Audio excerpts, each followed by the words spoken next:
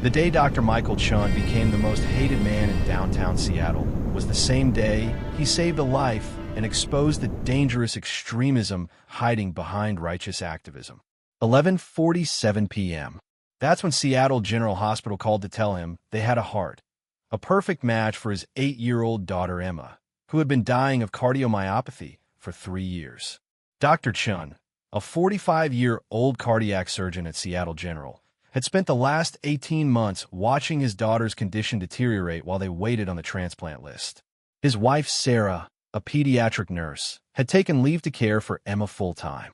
The family had restructured their entire lives around Emma's medical needs, living in a rented apartment just 12 blocks from the hospital to ensure they could reach the surgical suite within the critical 4 to 6 hour window when a donor heart became available. The call came from Dr. Rodriguez, the transplant coordinator. "Michael, we have a match. B positive, perfect size compatibility, excellent tissue match. The donor heart is being harvested now at Portland General. We need Emma here for prep in 2 hours maximum. This is it." Michael's hand shook as he woke Sarah and began the practiced routine they'd rehearsed dozens of times. Emma's go bag was packed, medications organized, and emergency contacts notified. But nothing had prepared them for what would happen during the 12-block drive that should have taken 8 minutes. Seattle's downtown district had become the epicenter of a massive environmental protest that had been building for weeks. The Green Future Coalition, led by charismatic activists Mason Rivers and Dr. Elena Vasquez, had organized what they called the Great Disruption, a coordinated blockade of major intersections designed to force immediate action on climate change by paralyzing the city's economic center. The protesters, numbering in the thousands, had strategically positioned themselves to maximize disruption. Their stated goal was to make the cost of inaction higher than the cost of action by shutting down commerce, transportation, and normal city functions until their demands were met. They had permits for peaceful assembly, but had deliberately exceeded the boundaries, creating an unlawful but massive obstruction. Michael had been vaguely aware of the protests through news coverage, but as a surgeon focused on saving lives rather than political movements, he hadn't paid close attention to their tactics or timeline. The protests' impact on emergency services had been discussed in hospital meetings, but administrators assured staff that emergency corridors would be maintained.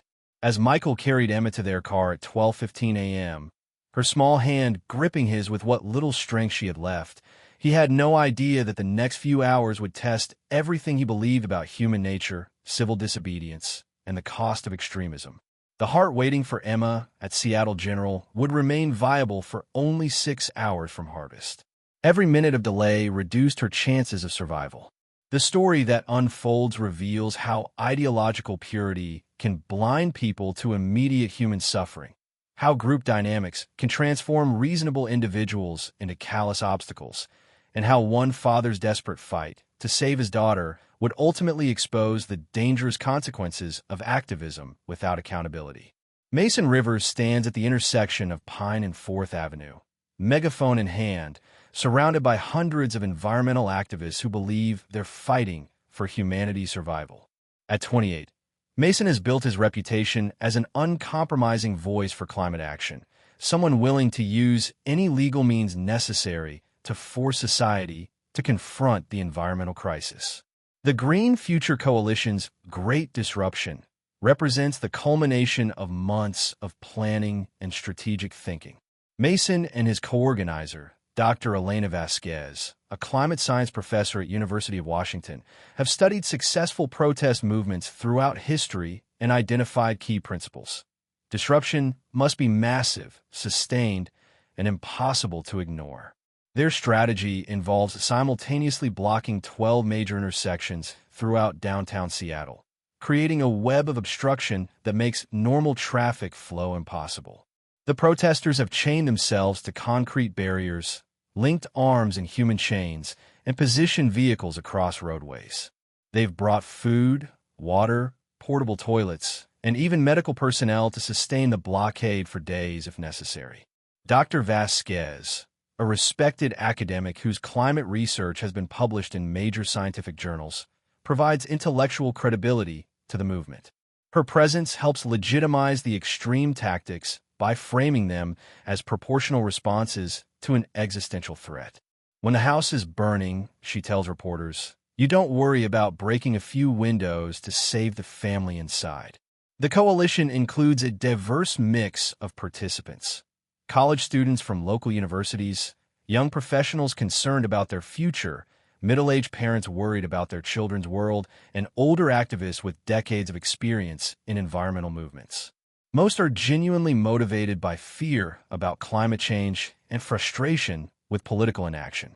Marcus Torres, a 19-year-old environmental science student, represents the idealistic energy driving the movement.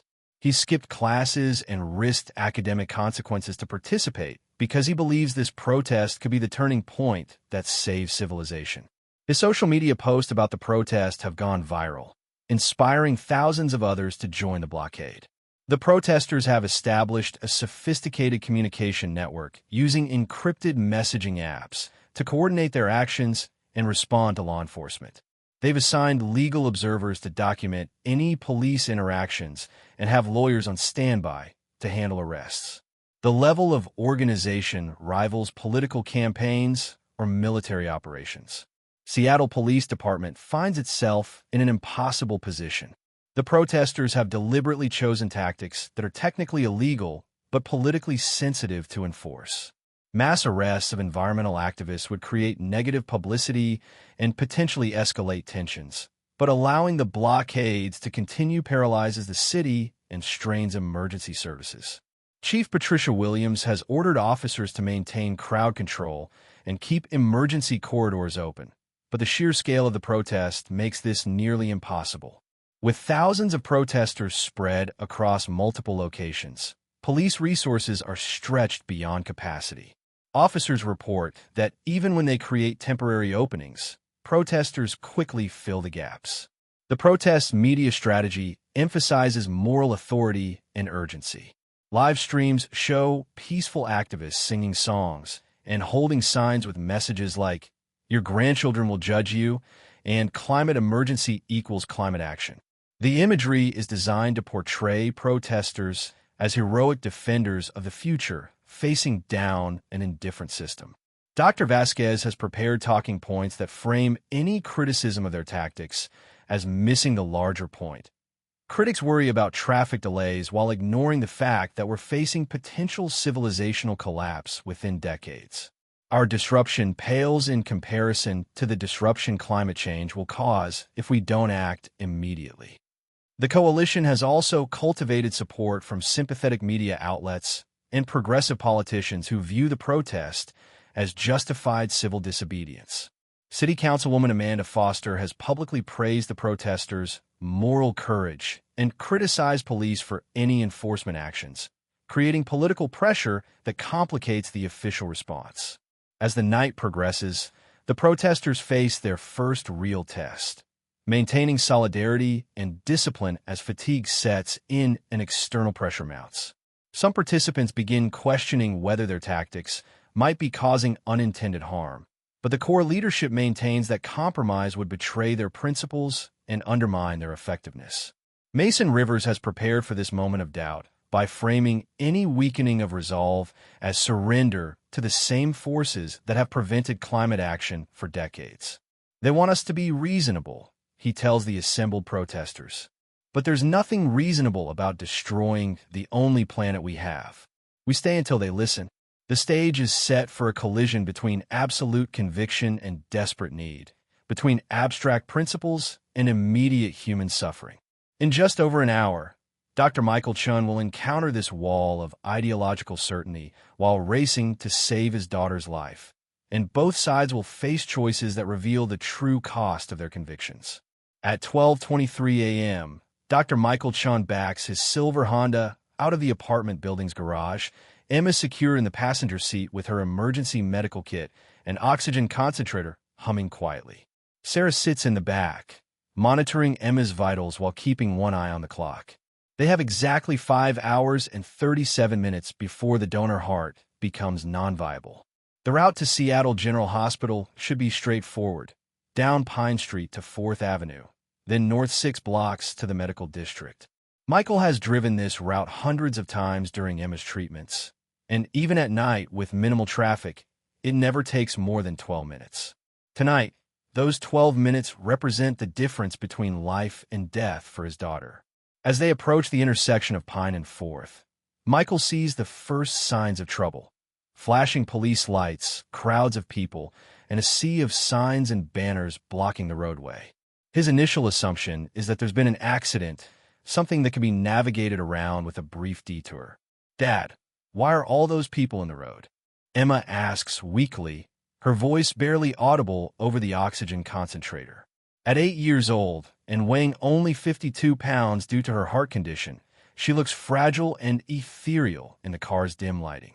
"I'm not sure, sweetheart," Michael replies, already calculating alternate routes in his head.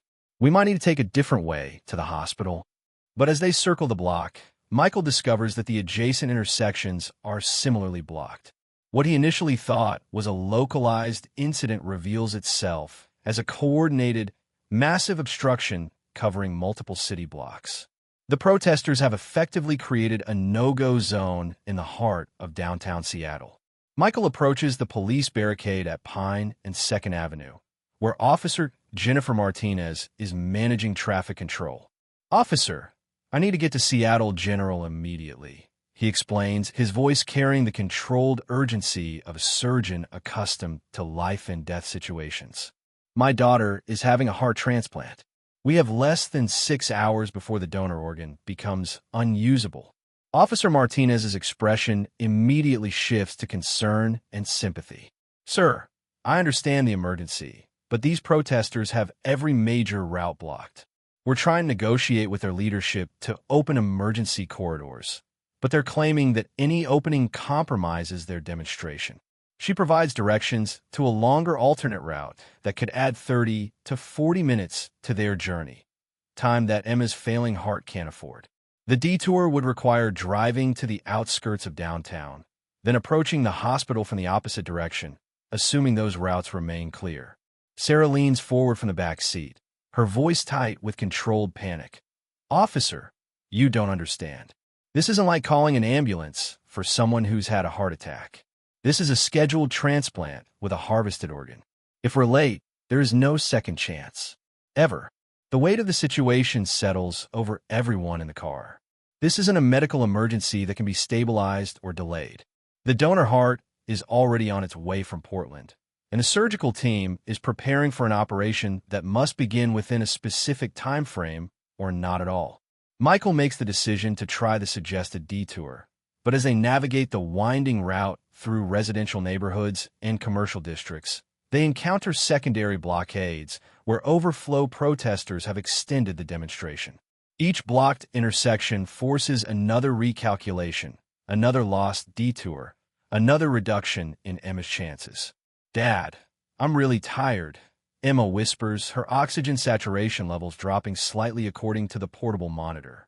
Sarah adjusts the oxygen flow and checks Emma's pulse, which has become more irregular over the past hour. By 1:15 a.m., they've been driving for nearly an hour and have made virtually no progress toward the hospital. Michael's surgeon training keeps him outwardly calm, but internally he's calculating the devastating mathematics of organ viability.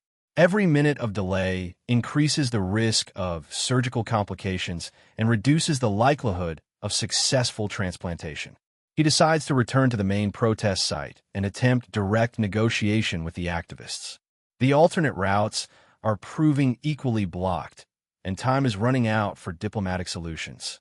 As a doctor who has dedicated his career to saving lives, Michael believes he can appeal to the protesters' basic humanity and compassion. The scene at Pine and 4th Avenue has intensified since their first encounter. More protesters have arrived, the barriers have been reinforced, and the crowd has settled into what appears to be a long-term occupation. Signs reading climate emergency and future Earth coalition are illuminated by streetlights and police spotlights. Michael parks as close as possible to the protest perimeter and approaches on foot, leaving Sarah with Emma in the car. He can see Mason Rivers at the center of the crowd, megaphone in hand, leading chants about environmental justice and corporate responsibility. "Excuse me," Michael calls out, trying to get Mason's attention over the crowd noise. I need to speak with whoever is organizing this protest. I have a medical emergency. Several protesters near the edge of the crowd turn toward him, their expressions ranging from curiosity to suspicion. One young woman, a college student named Rachel Kim, approaches him. Are you with the police? We're not moving until the city commits to real climate action.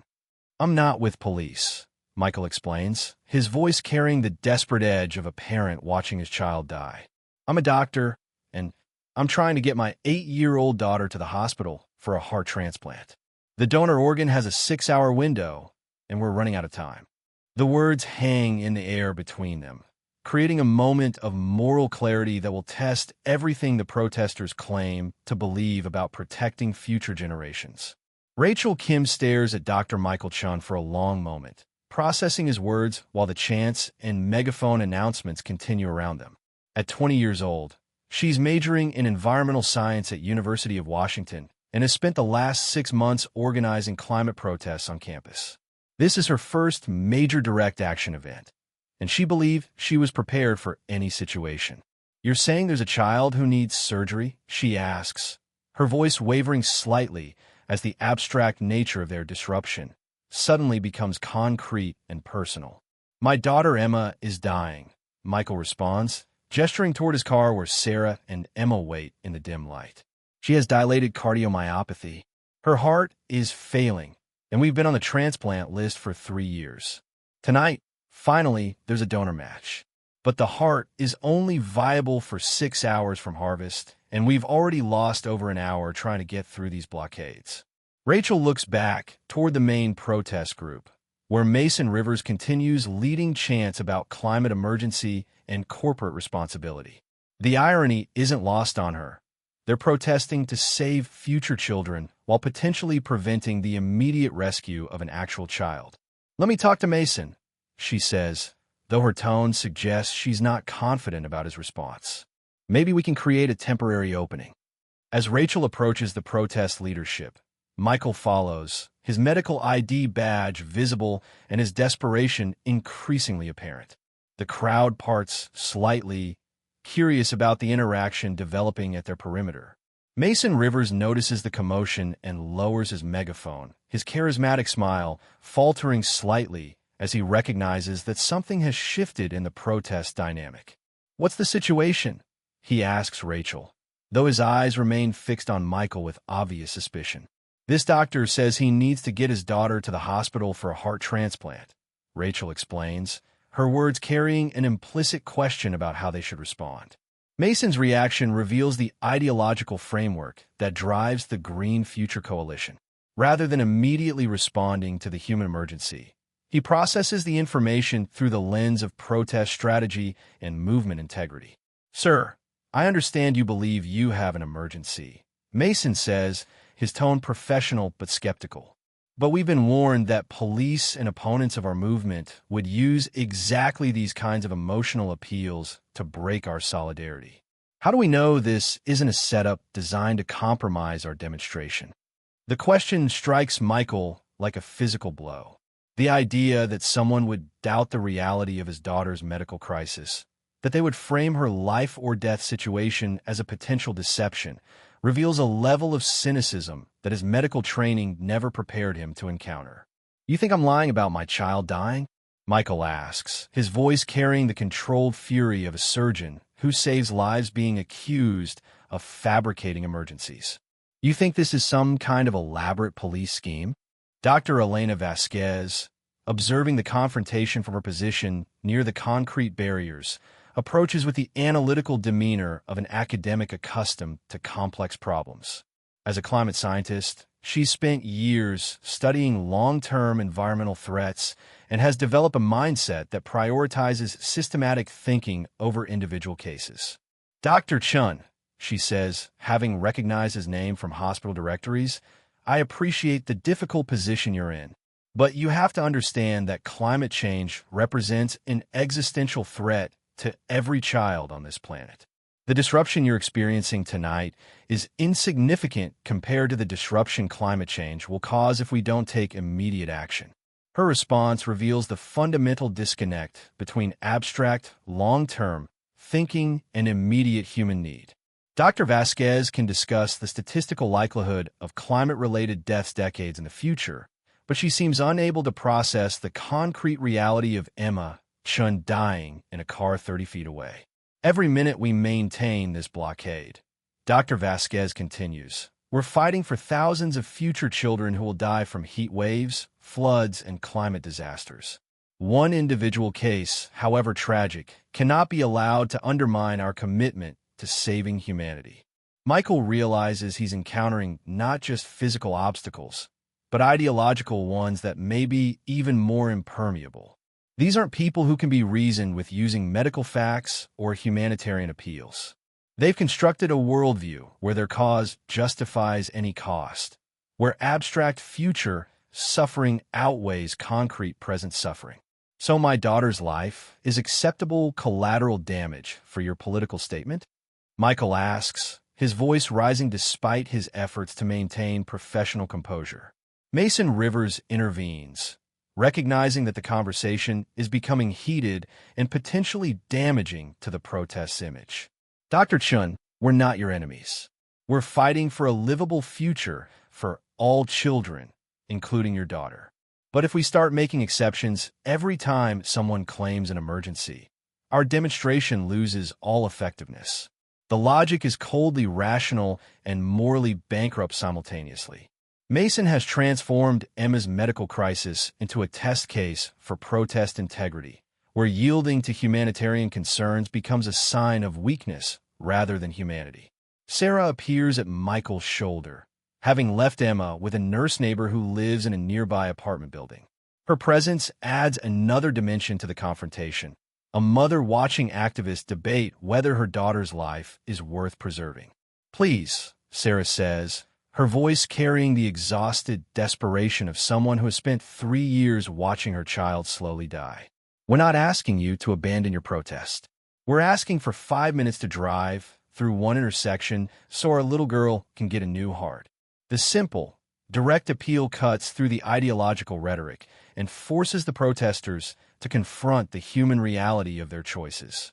Some of the younger activists, particularly those at the protest periphery, begin looking uncomfortable as they realize they're actively preventing a child's life-saving surgery. But the core leadership remains unmoved, their commitment to the cause overriding their compassion for individual suffering.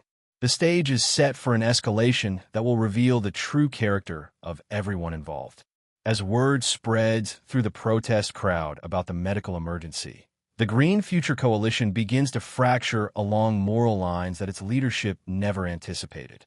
Rachel Kim, the young environmental science student who first encountered Dr. Chen, finds herself questioning everything she believed about effective activism. Mason, there's a little girl in that car who's going to die if we don't let them through, she argues, her voice carrying the passion that originally drew her to environmental activism, but now directed toward immediate human need rather than abstract future concerns. Mason Rivers faces the first serious challenge to his leadership since the protest began. He's studied successful social movements and understands that maintaining discipline and solidarity is crucial to achieving their objectives. Any sign of weakness or compromise could lead to the collapse of the entire demonstration.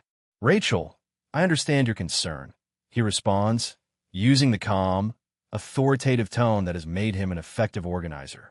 But this is exactly how they break every social movement in history. They find individual cases, tragic stories, emotional appeals that make us forget why we're here. If we give in now, we surrender our power and our principles. His response reveals the fundamental calculation at the heart of extremist activism. Individual human suffering becomes acceptable when weighed against perceived larger goods. Mason has convinced himself that maintaining the blockade serves a greater humanity, even if it costs Emma Chen her life. Dr. Elena Vasquez supports Mason's position with academic reasoning that makes the callousness sound intellectual rather than cruel. From a utilitarian perspective, she explains to the growing crowd of protesters gathering around the discussion, we have to consider the greatest good for the greatest number. Climate change will kill millions of children if we don't take decisive action now. But her academic framework begins to crumble when she's forced to confront the specific reality of Emma's situation. Dr. Michael Chen, drawing on his medical expertise, provides details that make the abstract concrete. My daughter weighs 52 pounds. Her ejection fraction is 12%, which means her heart is pumping at roughly 1/4 normal capacity. Without this transplant, she has weeks to live, not months. The medical terminology carries weight that generic appeals to emotion cannot. Several protesters who work in healthcare or have family members with serious medical conditions begin to understand the precise nature of what they're preventing. Marcus Torres, the 19-year-old environmental science student whose social media posts helped build the protest, experiences a moment of moral clarity that forces him to choose between movement loyalty and basic humanity. Guys, this isn't theoretical anymore, he tells his fellow activists. There's an actual dying kid right here. How is letting her get surgery going to hurt our cause? His question exposes the weakness in the leadership's position. They framed any compromise as movement-ending weakness, but they can't articulate how allowing one emergency vehicle through would actually undermine their environmental goals. Mason Rivers recognizes the threat that Marcus's question poses to group cohesion and responds with tactics borrowed from political organizing: deflection, reframing, and appeals to higher purpose. Marcus, they want us to think small, to focus on individual cases instead of systematic change. That's how they maintain control, by making us forget that the entire system is killing the planet. The response satisfies some protesters, but alienates others who are beginning to see through the rhetorical manipulation. The coalition that seemed unified hours earlier starts showing cracks as individuals grapple with the gap between their idealistic motivations and the reality of their actions. Sarah Chun, having heard enough of the debate, takes direct action that cuts through the political rhetoric. She returns to the car, gently lifts Emma in her arms, and carries her daughter toward the protest crowd. The sight of the small, pale child connected to a portable oxygen concentrator creates a visceral impact that no amount of argument could achieve. "This is Emma," Sarah announces, her voice carrying across the intersection as protesters fall silent. She's 8 years old. She likes drawing unicorns and reading Harry Potter books. Her favorite color is purple, and she wants to be a veterinarian when she grows up. Right now, there's a heart waiting for her at Seattle General Hospital, but only for the next 4 hours. The specificity of the details, the unicorns, the books, the career dreams, transforms Emma from an abstract case into a real child with a real future hanging in the balance. Several protesters begin crying as they confront the human cost of their ideological purity. Emma, despite her exhaustion and medical distress, manages to smile at the crowd gathered around her. "Are you the people trying to save the environment?" she asks in her weak voice. "My science teacher says that's really important." Her innocent question devastates the protesters' remaining moral certainty. Here is exactly the kind of child they claim to be protecting: a young person concerned about environmental issues, and they're actively preventing her from receiving life-saving medical care. Dr. Vasquez, faced with Emma's direct presence, begins to show the first cracks in her academic detachment. As a scientist who entered environmental activism to protect children's futures, she's confronted with the immediate reality of harming a specific child in service of abstract principles. "Maybe we could create a temporary corridor," she suggests tentatively, her voice lacking the confidence that characterized her earlier statements. "Just for this one emergency." But Mason Rivers recognizes that any compromise will lead to the complete collapse of their demonstration. "Elena, you know we can't do that," he responds sharply. "Every protest movement faces this test. If we start making exceptions, we might as well pack up and go home." The confrontation has reached its inflection point, where individual conscience must either overcome group ideology or be crushed by it. The next few minutes will determine not only Emma's fate, but the moral character of everyone involved in the blockade. The sight of Emma Chan in her mother's arms creates a ripple effect through the protest crowd that Mason Rivers cannot control. Rachel Kim, the environmental science student who first encountered Dr. Chen, makes the decision that will define her character for the rest of her life. "I can't do this," she announces, beginning to physically dismantle the zip-tie barriers she helped construct hours earlier. "I came here to protect children's futures, not to kill children in the present." Her actions inspire others who have been wrestling with their conscience since Emma's appearance. Marcus Torres joins her, using bolt cutters from the protest supply kit to sever the chains linking protesters together. Within minutes, a significant portion of the blockade's outer perimeter begins to collapse as individual activists choose humanity over ideology. Mason Rivers recognizes that he's losing control of the demonstration and responds with increasingly desperate attempts to maintain solidarity. "You're betraying everything we've worked for," he shouts at the defecting protesters. "You're letting them manipulate you with emotional blackmail. This is exactly how they defeat every environmental movement." His words reveal the fundamental disconnect between his strategic thinking and moral reality. Mason has become so focused on tactical victory that he's lost sight of the values that supposedly motivate environmental activism. Protecting children's futures has become less important than protecting the protest's integrity. Dr. Elena Vasquez finds herself caught between her academic commitment to climate action and her growing recognition that their tactics have crossed moral boundaries. As someone who entered environmental science to protect human welfare, she's confronted with the reality that she's actively harming the very people she claims to serve.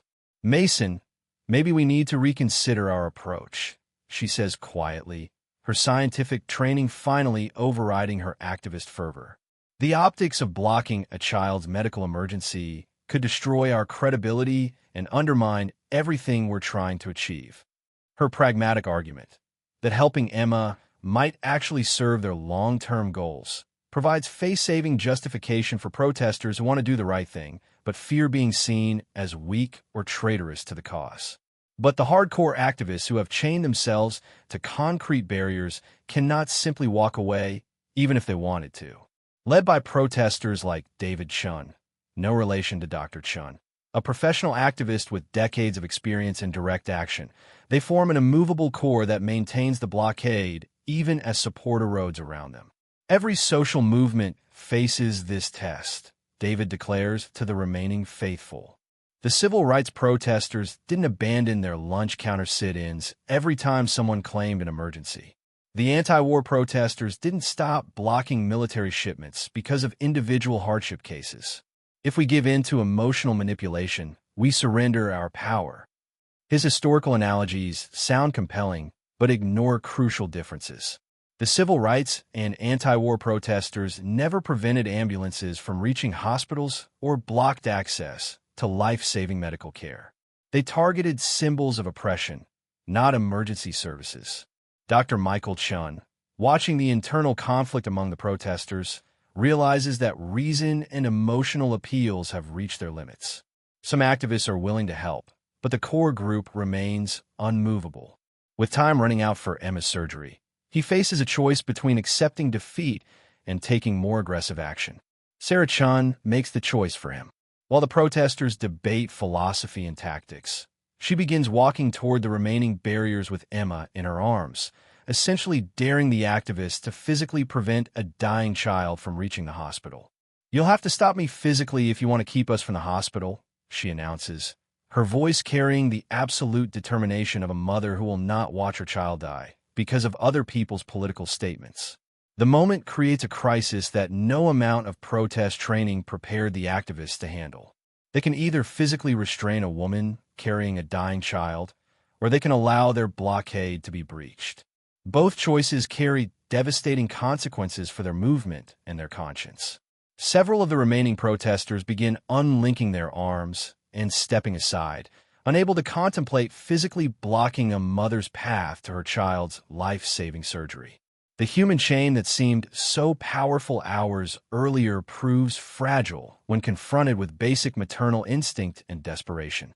Mason Rivers, watching his carefully planned demonstration disintegrate, makes one final attempt to salvage the situation by reframing Sarah's actions as a violation of protest principles rather than a humanitarian necessity.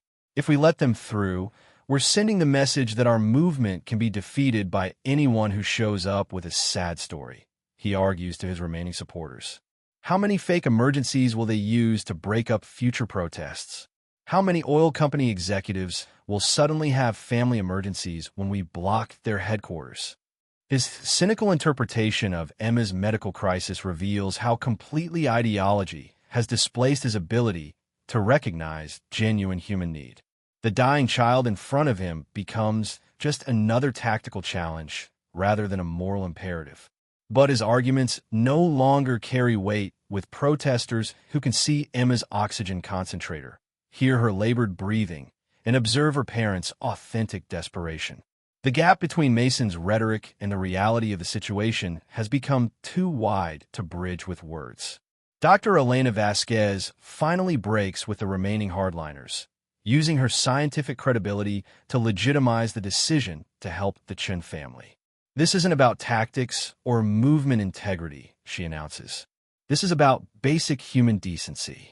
We came here to protect children, and that includes protecting this child. Her defection signals the complete collapse of leadership unity and provides cover for other protesters who want to help but feared being ostracized by the group.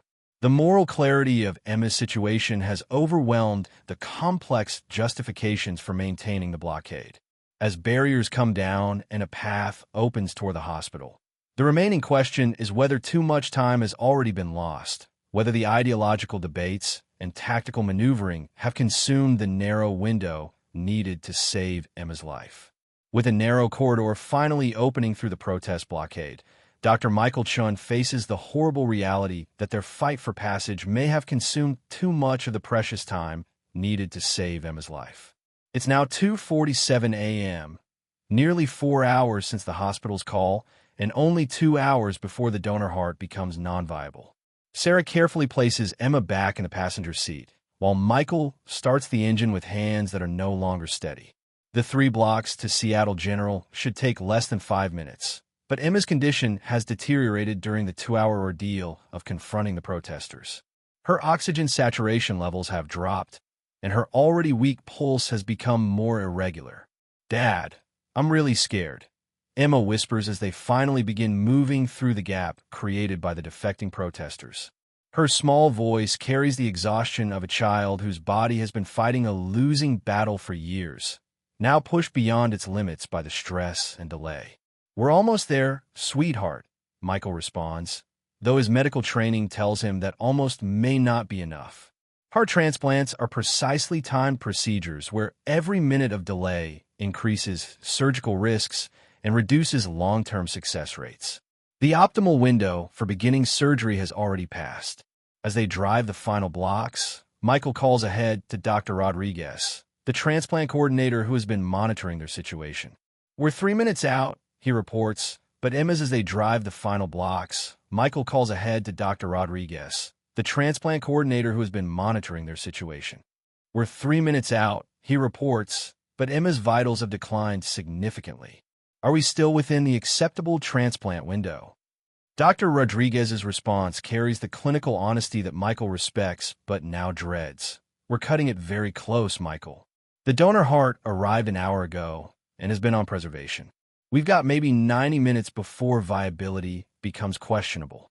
The surgical team is prepped and waiting, but Emma's declining condition complicates the anesthesia protocols. The mathematics of organ transplantation are unforgiving. Unlike other surgeries that can be delayed or rescheduled, heart transplants operate within rigid biological constraints. The donor organ begins deteriorating the moment it's removed from its original host, and even perfect preservation techniques cannot indefinitely maintain tissue viability. Behind them, the protest continues to fracture as word spreads about the medical emergency they've been blocking. Rachel Kim, the environmental science student who first helped clear the barriers, finds herself live-streaming an impromptu statement that goes viral within hours. "I came to this protest to fight for children's futures," she says directly to her phone camera, tears streaming down her face. "But we almost killed an actual child tonight because we were so focused on abstract principles that we forgot about basic humanity. How can we claim to be saving the world if we won't help save one little girl? Her emotional testimony resonates far beyond the immediate protest, sparking a national conversation about the ethics of civil disobedience and the limits of acceptable tactics in social movements. The video is shared thousands of times within the first hour, with responses ranging from support for her moral courage to condemnation from activists who view her as a traitor to the cause. Mason Rivers attempts damage control by framing the incident as a victory for movement discipline rather than a humanitarian disaster. We maintained our commitment to systemic change despite emotional manipulation designed to break our solidarity, he posts on social media. Individual cases cannot be allowed to undermine collective action for climate justice. His response reveals how completely he's lost touch with public opinion and basic human values. Comments on his posts are overwhelmingly negative, with many people expressing horror that any activist would prioritize political tactics over a child's life. Dr. Elena Vasquez takes a different approach, using her scientific credentials to acknowledge the moral complexity of the situation while defending the broader environmental movement. Tonight, we learned that effective activism requires balancing long-term goals with immediate humanitarian needs, she writes in a lengthy social media post. We can fight for children's futures while also helping children in the present.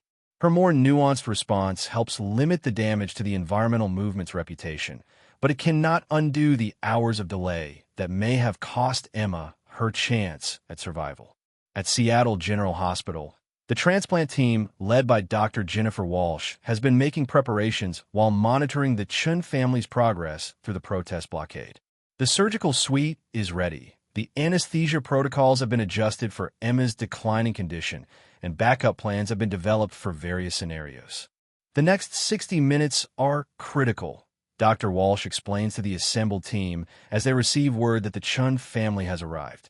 We're operating at the edge of the donor heart's viability window, and the patient's condition has been compromised by the delay. This surgery was challenging under optimal conditions. Now it's become a race against multiple biological clocks.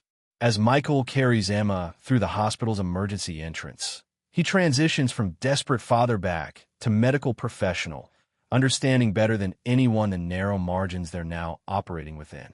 The nursing staff immediately takes over Emma's care, rushing her to pre-surgical preparation while Michael and Sarah are directed to a consultation room. Dr. Walsh joins them within minutes, her expression grave but determined. Michael, I need to be completely honest about what we're facing, she says, speaking colleague to colleague rather than doctor to family member.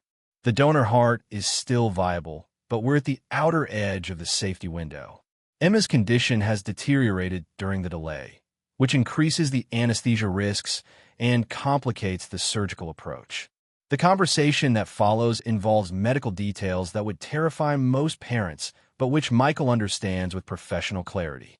The delay has created a cascade of complications. Emma's oxygen levels require higher anesthesia risks. The donor heart's preservation time affects post-surgical recovery prospects, and the overall stress has weakened Emma's already fragile system. What are her chances? Sarah asks, though as a pediatric nurse, she already suspects the answer. Under normal circumstances with this tissue match and Emma's age, we'd expect a 90% success rate, Dr. Walsh responds. With the current variables, the delay, her decline condition, the extended preservation time, I'd estimate 70 to 75%. The 15 to 20% reduction in survival chances represents the concrete cost of the protesters' ideological inflexibility. Those percentage points translate to real risk for Emma's life, a mathematical consequence of political absolutism that no amount of environmental rhetoric can justify. As Emma is wheeled into surgery at 3:23 a.m., Michael and Sarah are left in the waiting room to confront the possibility that their daughter might die because activists valued their political statement more than her life. The next 6 hours will determine whether the protesters' commitment to their cause has cost Emma her future. In Operating Room 7 at Seattle General Hospital, Dr. Jennifer Walsh begins the most challenging heart transplant of her 15-year career. Emma Chun lies unconscious on the surgical table, her small body dwarfed by the life support equipment and monitoring devices that surround her. The donor heart sits in a specialized preservation chamber nearby, its viability diminishing with each passing minute. Beginning cardiopulmonary bypass, announces Dr. Walsh as the surgical team works with practiced precision despite the suboptimal conditions. The heart-lung machine takes over Emma's circulation while her diseased heart is carefully removed, a process that normally provides adequate time margins but now feels rushed due to the protesters' delay. Misguided in retrospect, we're motivated by sincere concern for humanity's long-term survival. The defense strategy fails to resonate with jurors who have heard weeks of testimony about Emma's medical crisis and the protesters' callous response. The case becomes a referendum on whether political passion justifies ignoring immediate human suffering, and the jury's verdict reflects public sentiment about the incident. After 3 days of deliberation, the jury finds Mason Rivers guilty on all charges: reckless endangerment, interference with emergency services, and conspiracy to obstruct medical care. The verdict sends shockwaves through activist communities while providing validation for those who argue that civil disobedience must maintain humanitarian boundaries. Judge Patricia Williams delivers a sentence that balances accountability with recognition of Mason's misguided but sincere motivations. 2 years in prison, 3 years of probation, and 1,000 hours of community service with medical emergency services. The sentence is designed to be both punitive and educational, forcing Mason to confront the human consequences of emergency service disruption. Mr. Rivers, your commitment to environmental causes is admirable, Judge Williams states during sentencing. But your methods showed complete disregard for individual human welfare in service of abstract political goals. This sentence reflects society's judgment that such extremism is unacceptable regardless of the underlying cause. The legal proceedings accelerate broader reforms in environmental activism and protest tactics. Major environmental organizations implement new policies requiring emergency service access during demonstrations, and activist training programs now include modules on humanitarian principles and legal boundaries. Dr. Elena Vasquez emerges as a leading voice for reformed environmental activism, using her academic credentials and experience to develop new frameworks for effective and ethical direct action. Her book, Climate Action with Conscience, becomes a bestseller and required reading in environmental studies programs. The Emma Chun incident taught us that losing our humanity in service of any cause, no matter how urgent, undermines our moral authority and ultimately our effectiveness, she writes. Environmental activism must protect both future generations and the people who are suffering right now. Her intellectual framework helps salvage the environmental movement's reputation while establishing new standards for protest tactics. The Vasquez principles become widely adopted guidelines ensuring that environmental demonstrations maintain emergency access and respect basic humanitarian needs. Rachel Kim continues her evolution from extremist activist to ethical reform advocate, establishing a nonprofit organization that trains social justice movements in responsible civil disobedience tactics. Her Emma's Law initiative successfully lobbies for legislation in 12 states requiring protesters to maintain emergency service corridors. What happened to Emma can never happen again, Rachel tells a gathering of environmental activists in Portland. We have to prove that we can fight for urgent causes without abandoning our basic humanity.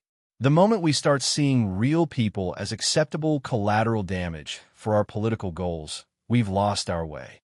The legal and social consequences of the incident extend beyond environmental activism to influence broader discussions about civil disobedience and protest rights. Civil liberties organizations struggle to balance support for legitimate protest with condemnation of tactics that endanger innocent people. The ACLU issues a nuanced statement supporting peaceful protest rights while establishing clear boundaries. Civil disobedience has a proud history of advancing social justice, but that tradition requires protesters to accept responsibility for their actions and to maintain respect for basic human welfare. Blocking emergency medical care crosses a moral line that no political cause can justify. Emma's recovery continues to progress, though she faces ongoing challenges related to the complications caused by her delayed surgery. Regular follow-up appointments reveal that her new heart is functioning well, but the extended preservation time and surgical stress have created issues that require ongoing medical management. Dr. Jennifer Walsh provides regular updates on Emma's condition that serve as reminders of the concrete consequences of the protesters' decisions. Emma is doing well overall, but she's dealing with complications that could have been avoided with prompt surgery, she explains to a medical conference. The delay created measurable, lasting effects on her health and quality of life. Despite these challenges, Emma maintains the resilience and optimism that made her a sympathetic figure during the crisis.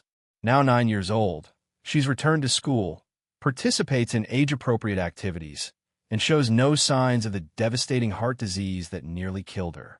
In interviews marking the one-year anniversary of her transplant, Emma demonstrates remarkable wisdom about the incident that nearly cost her life. "I think the people who made me wait were trying to help other kids, but they forgot about helping me. Maybe next time they can remember to help all the kids at the same time." Her simple observation captures the essential lesson of the entire incident. Effective activism must balance long-term goals with immediate humanitarian needs, and any movement that loses sight of individual human dignity has abandoned its claim to moral authority. The legal consequences for Mason Rivers serve as a reminder that political passion, however sincere, cannot justify ignoring the suffering of real people in service of abstract principles. 2 years after the night that nearly cost Emma Chen her life, the transformation of environmental activism and the resolution of illegal proceedings create a new landscape for social justice movements.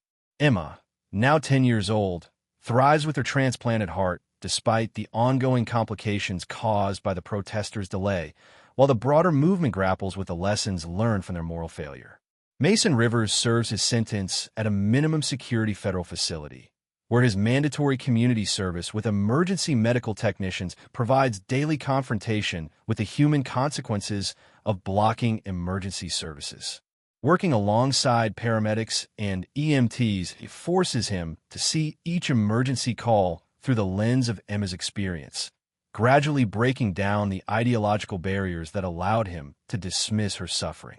Every time we respond to a cardiac emergency, I think about that little girl waiting in the car while we debated political theory, Mason tells his court-mandated therapist during a recorded session later used in activist training programs. "I convinced myself that individual cases were distractions from systemic change, but I was really just protecting my own moral comfort by treating real people as abstractions." His journey from extremist activist to reluctant advocate for humanitarian boundaries in civil disobedience becomes a case study in how ideological thinking can override basic human empathy. The recordings of his therapy sessions, released with his permission, provide insights into the psychological mechanisms that allow otherwise compassionate people to ignore immediate suffering in service of abstract causes. Dr. Elena Vasquez's reforms within the environmental movement gain widespread adoption as organizations recognize that maintaining public support requires demonstrating basic human decency alongside passionate advocacy. Her Climate Action with Conscience framework becomes the standard for major environmental groups, ensuring that future demonstrations protect emergency services access while maintaining effective protest tactics. The Vasquez Principles now govern most major environmental demonstrations, maintain emergency corridors, provide assistance to medical emergencies regardless of political considerations, accept responsibility for the human consequences of protest tactics, and remember that protecting children's futures includes protecting the children who are suffering right now. Rachel Kim's transformation from extremist activist to ethical reform advocate reaches its culmination with the passage of Emma's Law in 15 states, requiring protesters to maintain emergency service access during demonstrations and imposing serious criminal penalties for violations. The legislation balances First Amendment rights with public safety needs, creating legal frameworks that protect both protest rights and emergency medical care. Emma Chen taught us that effective activism requires maintaining our humanity even while fighting for urgent causes. Rachel testifies before Congress during hearings on federal legislation modeled after her state-level successes. The moment we start treating real people as acceptable collateral damage for our political goals, we lose both our moral authority and our effectiveness. Her advocacy helps establish new standards for civil disobedience training, with programs now including mandatory modules on humanitarian principles and legal boundaries. Environmental organizations, civil rights groups, and other social justice movements adopt these standards, recognizing that public support depends on demonstrating basic human decency alongside passionate advocacy. Emma's medical journey continues with regular follow-ups that document both her remarkable recovery and the ongoing consequences of the delayed surgery.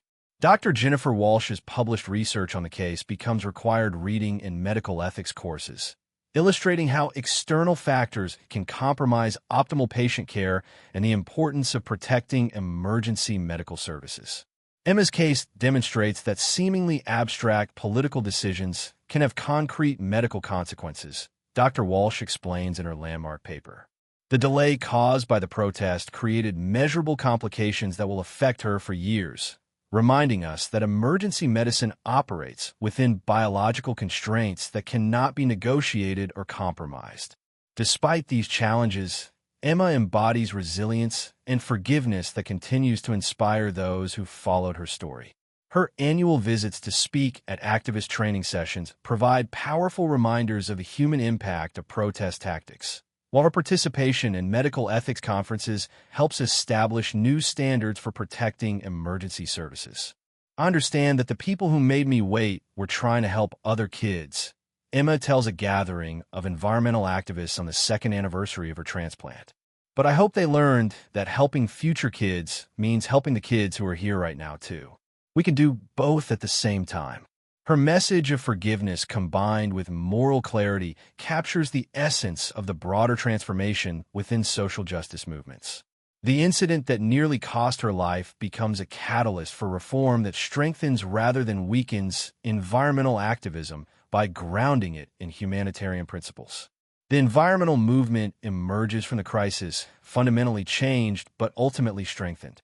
Organizations report that public support for environmental causes has actually increased as groups demonstrate their commitment to both urgent climate action and basic human decency. The Emma Chen effect shows that movements gain rather than lose credibility when they maintain humanitarian boundaries. Major environmental victories in the 2 years following the incident include successful lobbying for renewable energy legislation, corporate accountability measures, and climate adaptation funding. Achievements made possible partly because the movement's reformed approach generates broader public support and political legitimacy. Dr. Michael Chen returns to his surgical practice with renewed appreciation for the delicate balance between individual medical needs and broader social responsibilities. His experience as both surgeon and father during Emma's crisis provides unique insights that influence medical ethics discussions and emergency services planning. Emma's story reminds us that medicine exists within social and political contexts that can either support or undermine our ability to save lives, he explains to medical students. We have a responsibility to protect the systems and protocols that enable us to provide optimal care, including the emergency services that make life-saving treatments possible. The broader legacy of Emma's story extends beyond environmental activism to influence how all social movements approach the balance between passionate advocacy and humanitarian responsibility. The incident becomes a touchstone for discussions about ethical civil disobedience, reminding activists that their tactics must align with their values and that protecting future generations requires protecting the people who are suffering in the present.